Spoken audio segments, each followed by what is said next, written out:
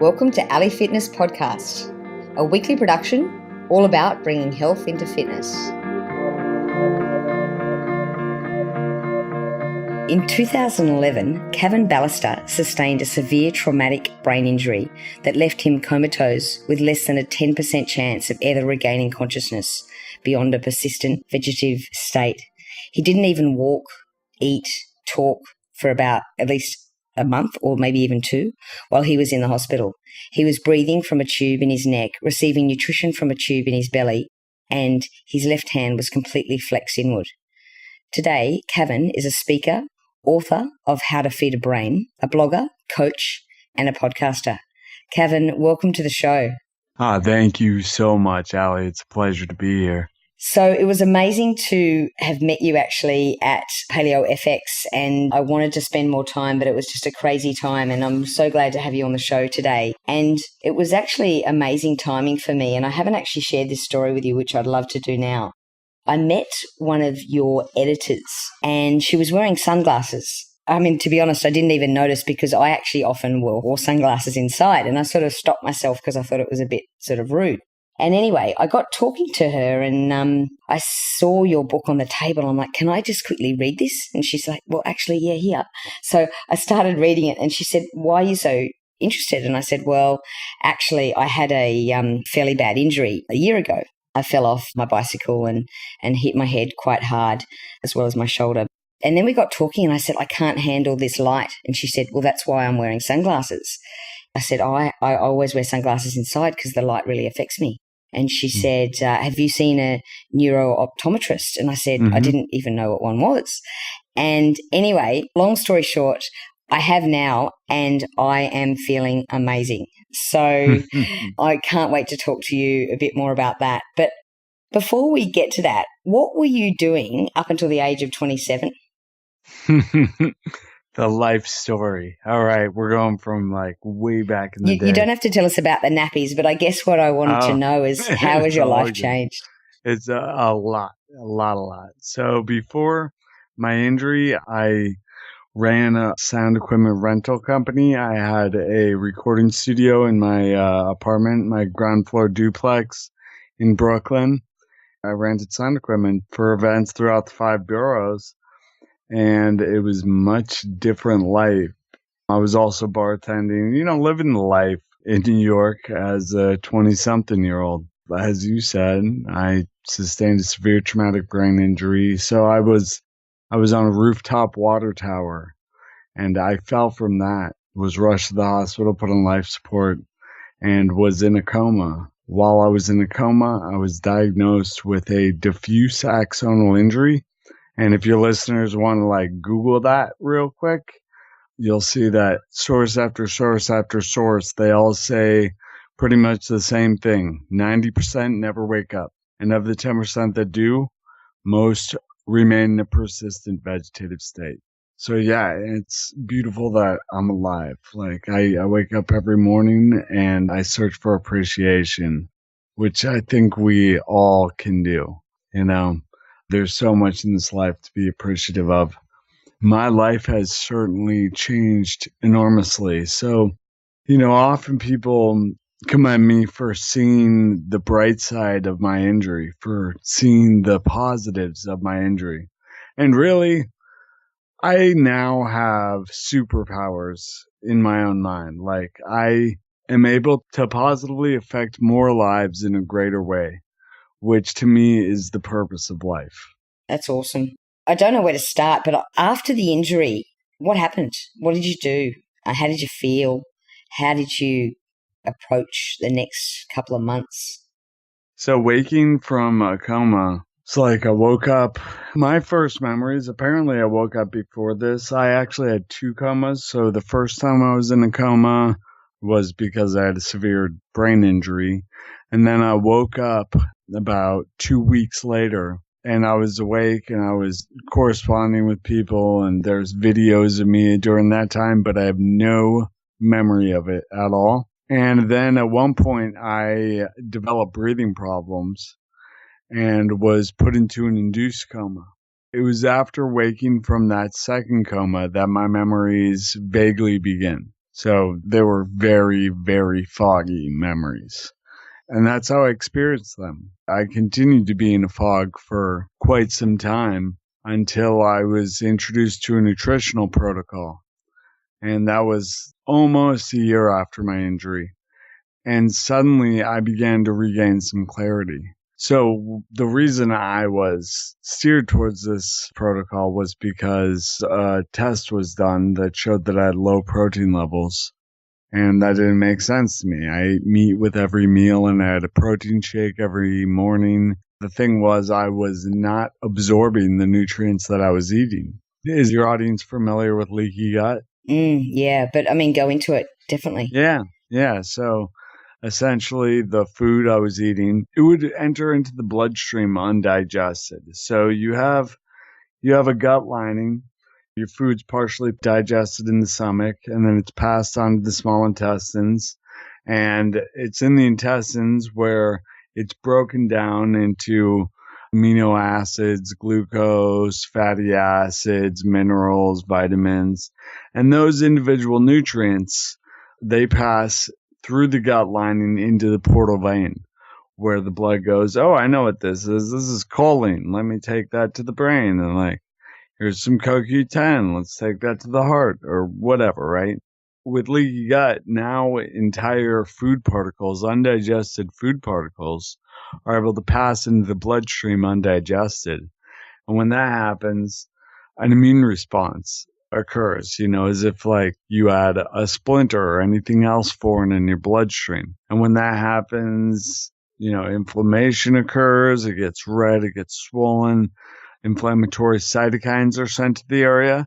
And what's interesting and unfortunate is that inflammatory cytokines are able to cross even a healthy blood-brain barrier. And after a brain injury, there is no blood-brain barrier. So if inflammatory cytokines cross into the brain, they inflame the brain, which affects the communication with the digestive system, which can make the gut even more permeable, which means more food crosses into the bloodstream and more inflammation and more inflammatory cytokines, which cross the blood-brain barrier and inflame the brain. And it's this vicious cycle that gets worse and worse. So I did not understand this at the time, but I certainly started doing this protocol and I began to regain clarity. And I was like, oh man, there is definitely something to nutrition. And so I began to study everything I could to give myself the best shot at recovery. So I was studying digestion. I was studying metabolism, neurometabolism, or how the brain derives energy, mechanisms of neuroplasticity. I started taking online courses from top universities in order to understand neurology. And I also took some courses on nutrition to see what the mainstream nutrition stuff they were teaching was, which I don't agree with at all. Right? So But what yeah, did you do? Did go you ahead. start just experimenting or did you see a nutritionist or? So I was working with a functional neurologist at this point, and he put me on a leaky gut protocol. And that's why I started to regain clarity, because suddenly the nutrients that I was eating were being digested properly. When whole food particles go into the bloodstream undigested, you don't get the nutrients. You just inflame the area. And those nutrients never make it into the bloodstream. They're taken care of by the immune system. So that's what I learned from my functional neurologist, was this protocol. But then it was studying all sorts of things and reaching out to practitioners across the world, really, and trying to find what I could do to give my brain the nutrients they needed to function most effectively. Cavin, I'm very interested to know a bit more about the functional neurologist that you saw, because I haven't heard of many people seeing one. And then also, how did you even have enough sort of brain power to know to go and see one? I mean, surely you just got sort of caught up in the, insurance world and hospital care. And how did you actually sort of, I guess, break away and realize that that was the sort of practitioner that you needed? Well, I am extremely fortunate that my aunt was getting into functional medicine a year or a month or a few months before. My aunt is a nurse practitioner, and she started seeing how much success was happening with functional medicine. And she asked a colleague of hers, she said, my nephew has sustained a severe traumatic brain injury and he's getting better, but we want to take him further. And where should I take him? And her colleague was like, if it were my loved one, I know exactly where I'd take them, but he lives in Austin. And little did she know that I was moving to Austin to recover. So it was just all the stars aligned. And it's Wow. like perfectly set up. And I was steered towards a functional neurologist. So what's through the that. difference exactly between a general neurologist versus a functional neurologist? So much like functional medicine and a general practitioner, functional medicine and functional neurology is looking at the function of the brain or of the body, right? We're looking at how everything's working instead of looking at just the structure and just the disease state. So like conventional neurologists are really, really, really good at diagnosing, but that doesn't get you any better. Diagnosing a problem isn't going to recover the brain. So a functional neurologist is looking at the function of the brain and basically taking what we know about neuroplasticity and utilizing what we know because we know a lot about the brain. I absolutely get that the brain is insanely complex. I mean, we have 86 billion neurons, each making hundreds of synapses with each other. So there are like trillions of synapses happening in the brain. And that number is like unfathomable to us. There's so much complexity in the brain. But we know so much about what we can do to rehabilitate the brain. And this is where anecdotal evidence is so powerful.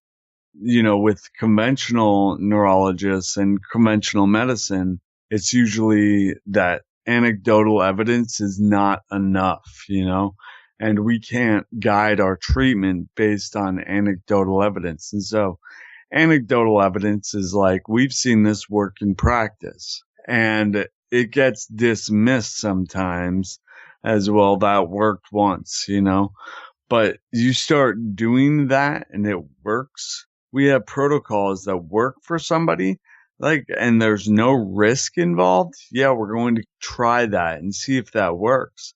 And then we can see if it's working very soon and continue it if it's not, or change course depending on what it is. So my experience with functional neurology is bringing in all sorts of different modalities for brain healing, safe and effective modalities, in order to bring about the best possible outcome.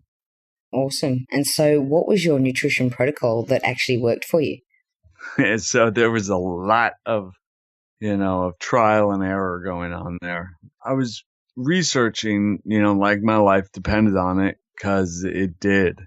And I was reaching out to practitioners, and probably the most notable practitioner I reached out to was Dr. Alex Vasquez, who's just an incredible mentor. He has 3 doctorates on the board of the Institute of Functional Medicine. So the 3 doctorates: Doctor of Osteopathic Medicine, Naturopathic Medicine, and Chiropractic Medicine. He's written over 120 articles in peer-reviewed journals and about 20 textbooks.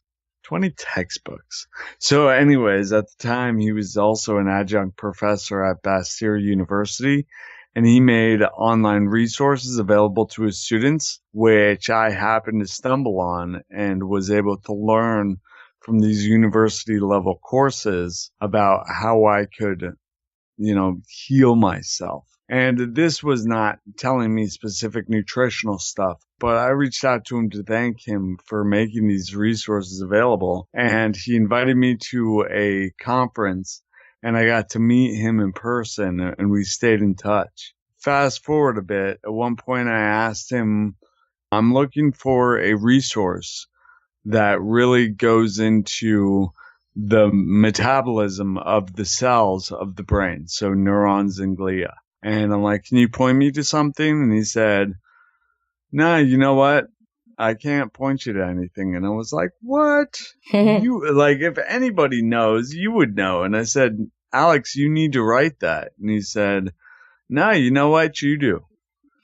And so that's where my book came in. And I really wanted to have it stand up to scientific scrutiny. So there's like 40 pages of citations in my book. I wanted to do Alex proud, and I hope I did, you know? I think you did.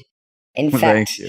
I love your book, and you actually quoted Alex when you were talking about, I think it was chapter 9, it was in the synaptogenesis and the analogy that you give. I think you borrowed it from him about the garden, the brain being the garden. Can you share that analogy with us? Well, there were two different analogies. So what Dr. Vasquez said was, think of the neurons as the plants and the glia as the soil.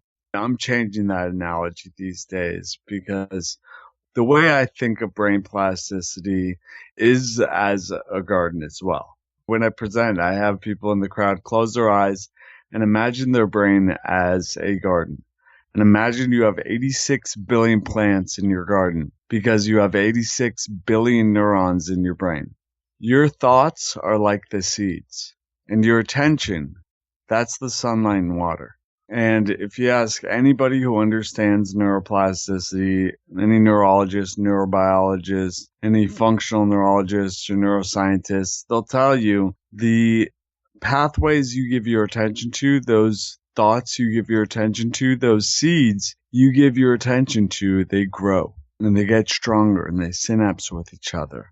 The other piece of this is that the roots of those plants are nourished by the food we eat.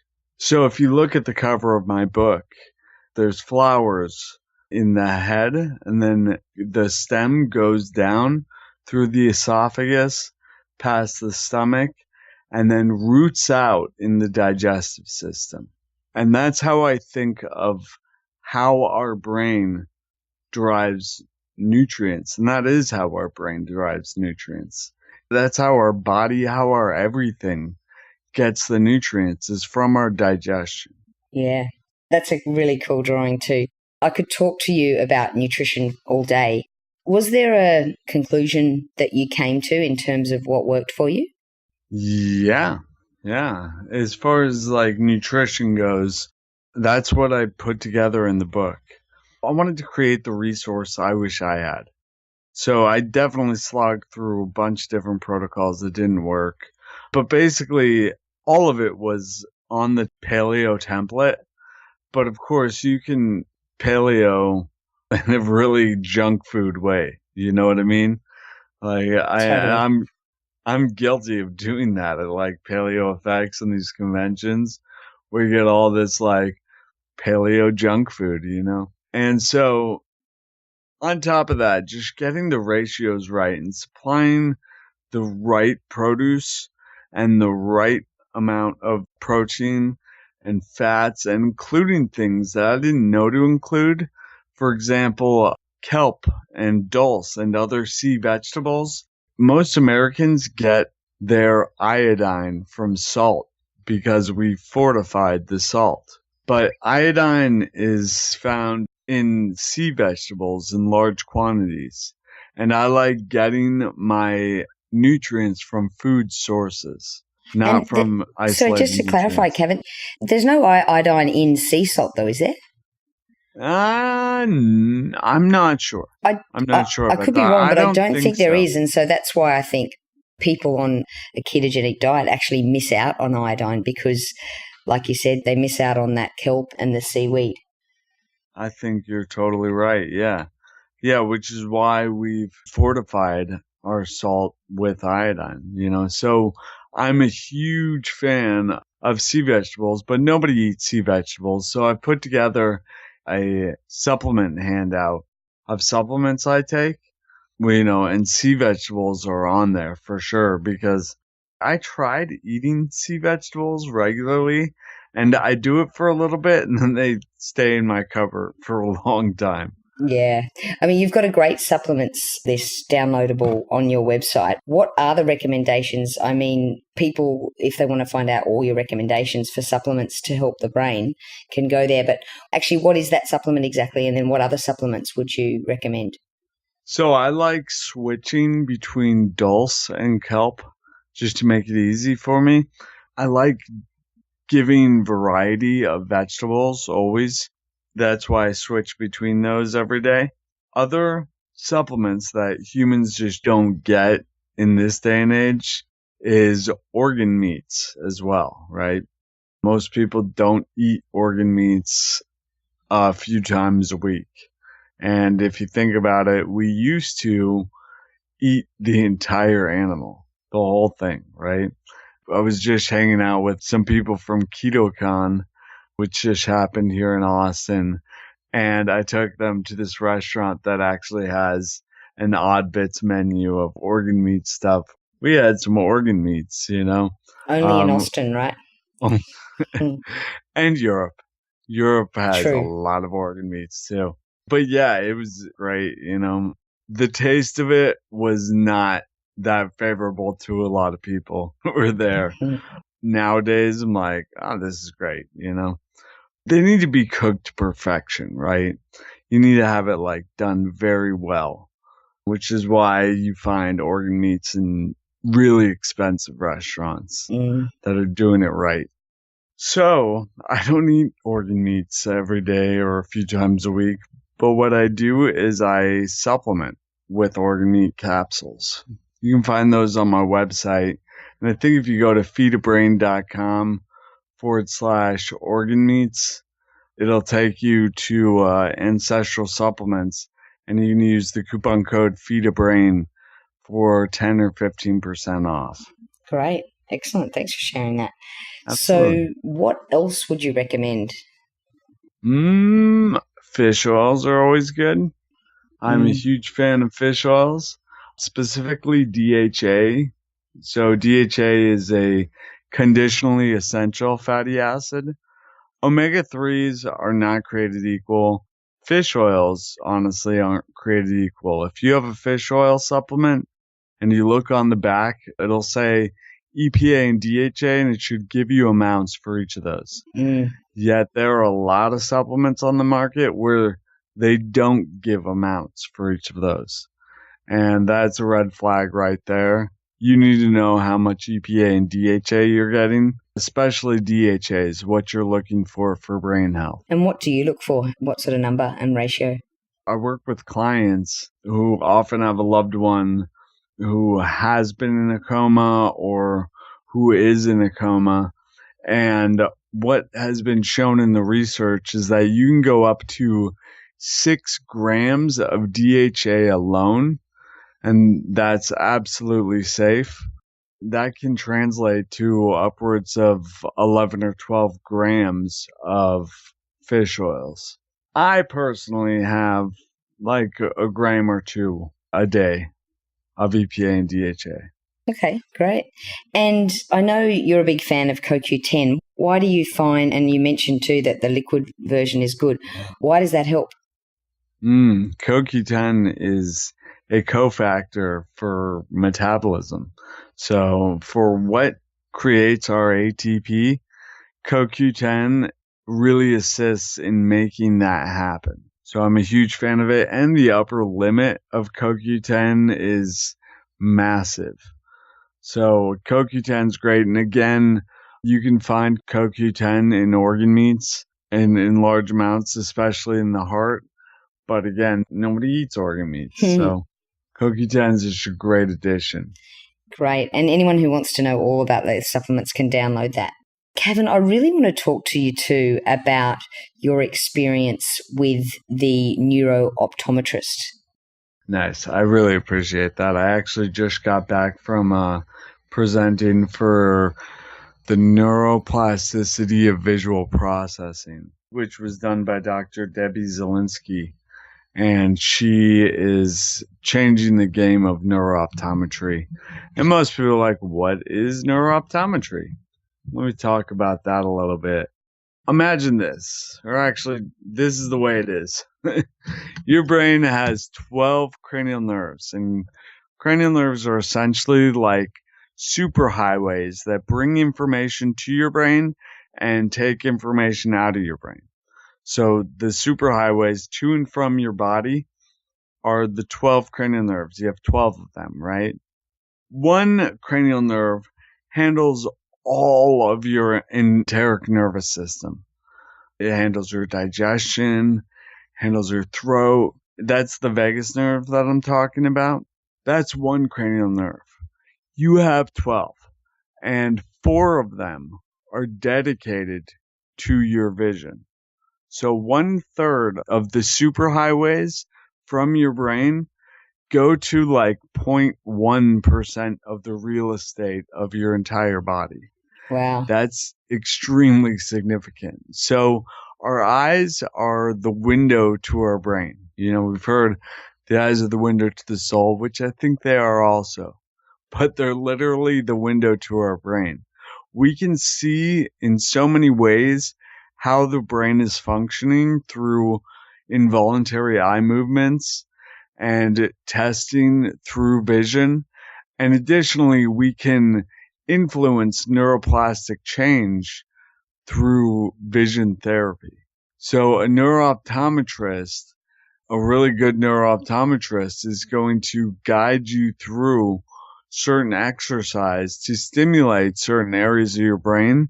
And they'll also prescribe glasses and lenses, and small little changes make such a profound change on our attention and our ability to, I'm saying the ability to see. I used to think vision therapy wasn't a big deal. When my mom first told me that I was going to see a vision therapist, I was like, so I'll have to wear glasses for the rest of my life. Big deal. But our eyes demand so much of our brain power. Fixing our vision, it fixes so much of our brain function, and it gives us so much more space for attention. And again, our attention is the sunlight and water of neuroplasticity.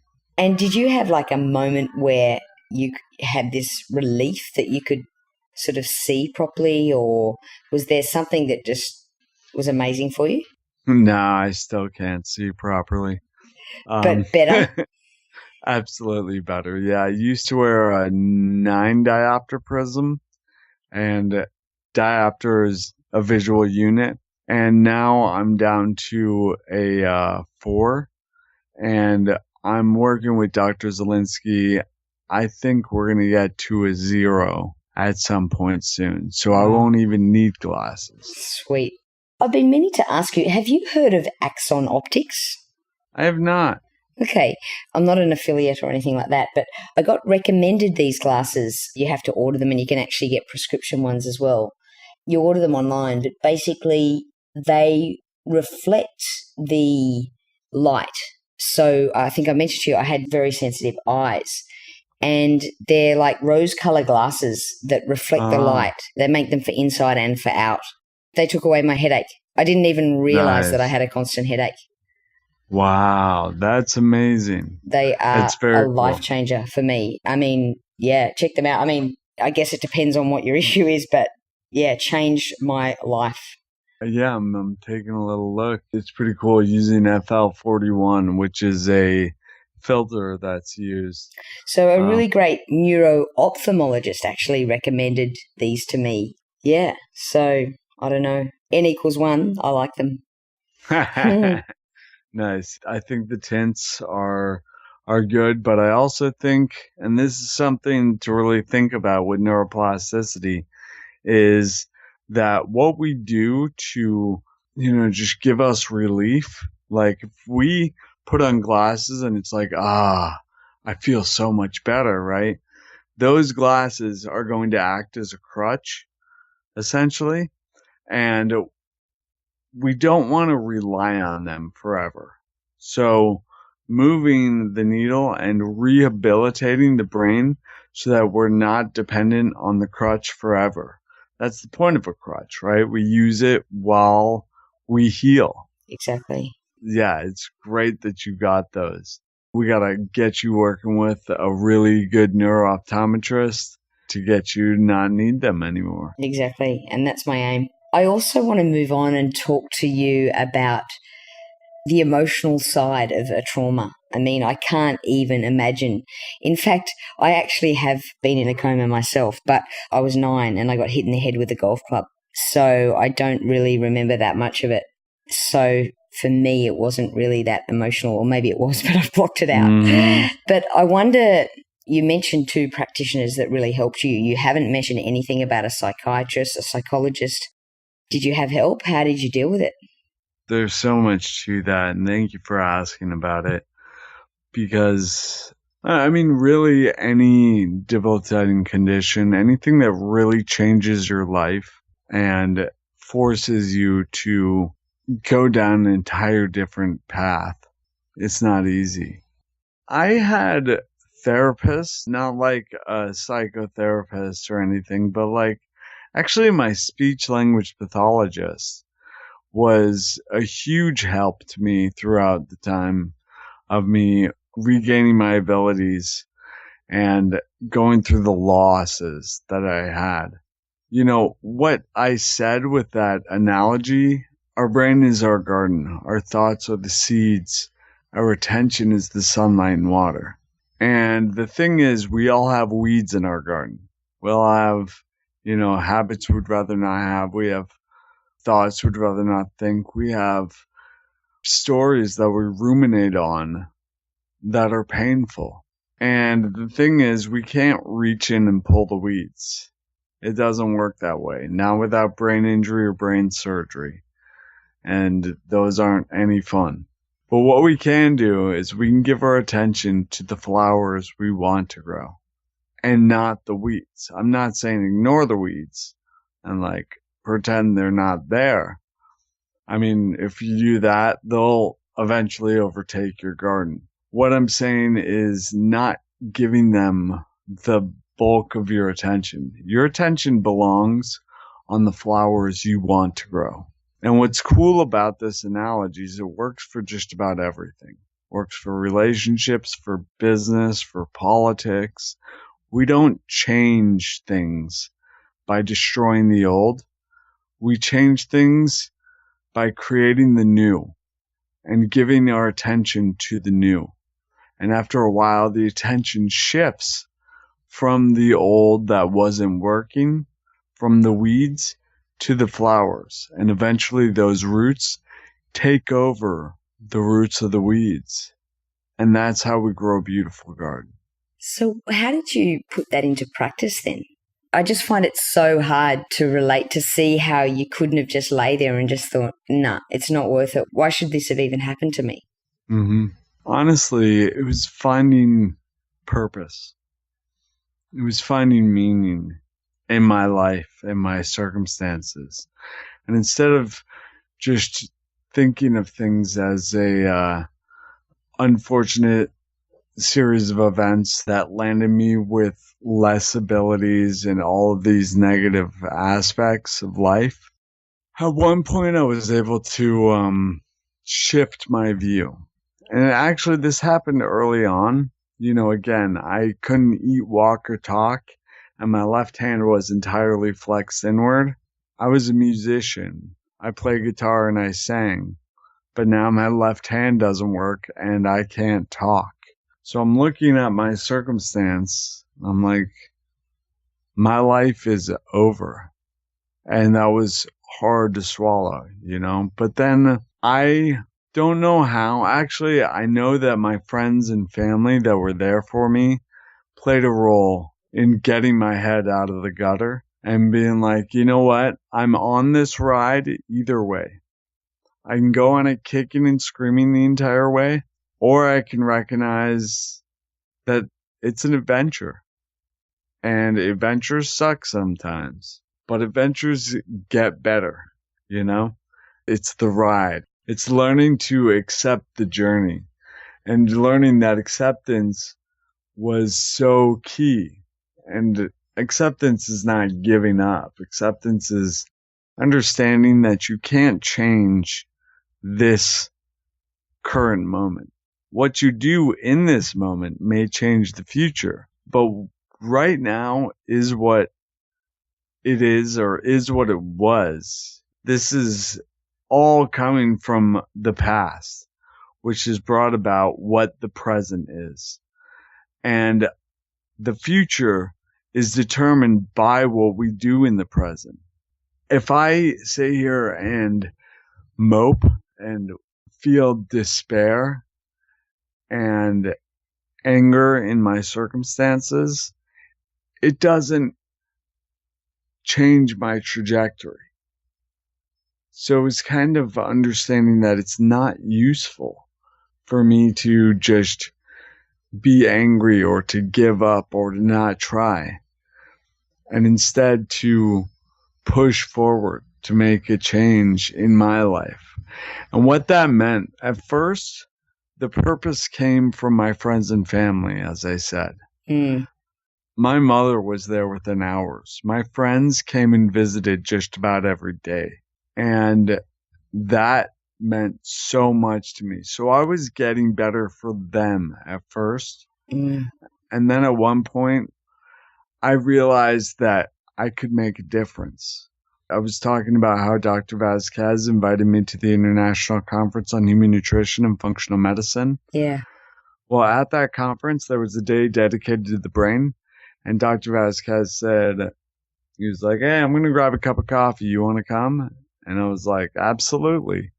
So while we're grabbing coffee, he says, what was the number one most effective therapy you did for your brain after your injury? I said, honestly, Alex, healing my gut was what made all the other therapies effective. We began to talk about the gut-brain axis. You know, what I was saying about how digestion is so important to get the brain the nutrients it needs.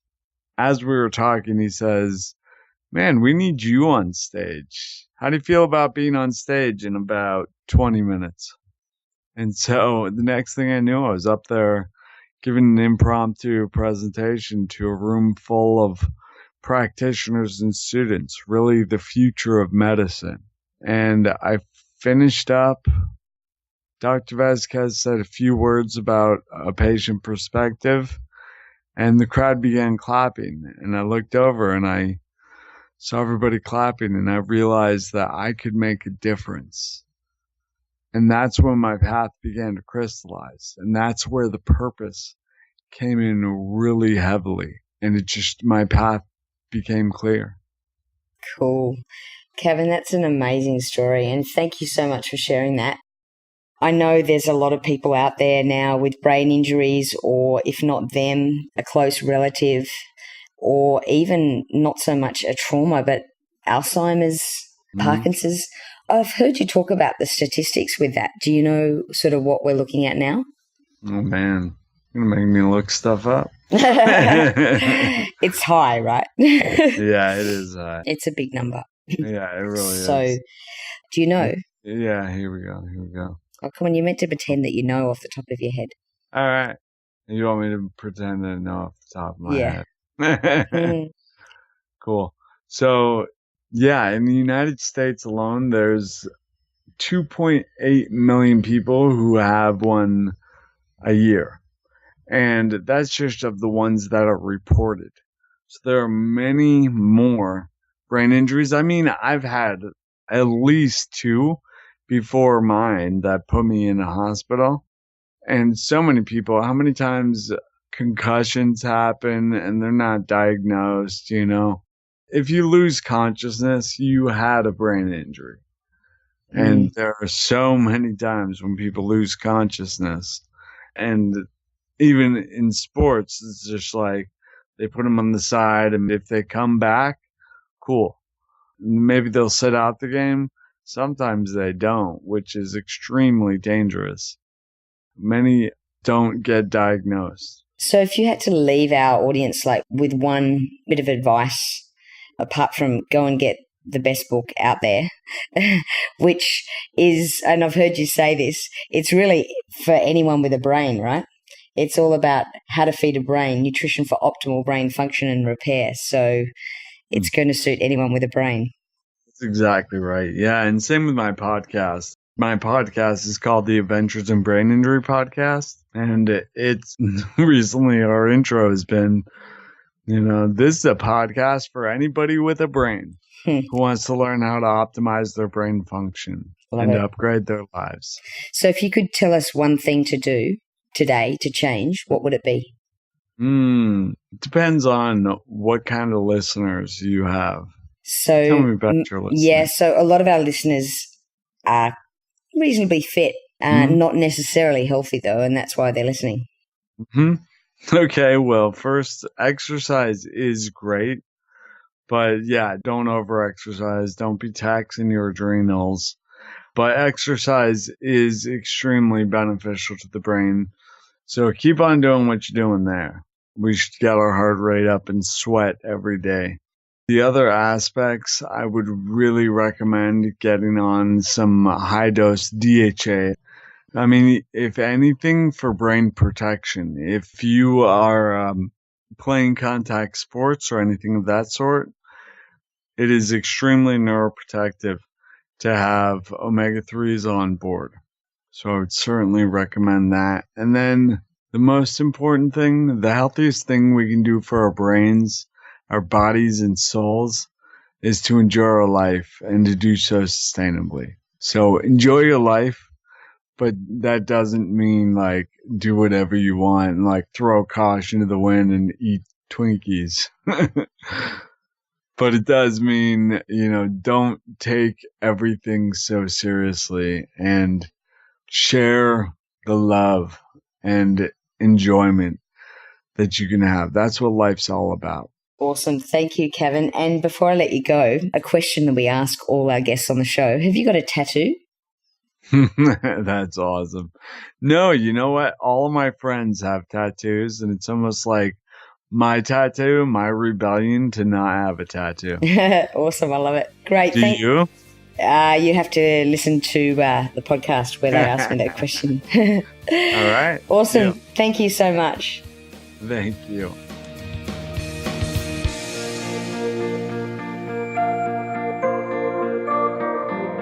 For all the resources and show notes from today's episode, please go to www.ali.fitness. If you liked today's episode, please show your appreciation by going to iTunes, give us a 5-star review and subscribe.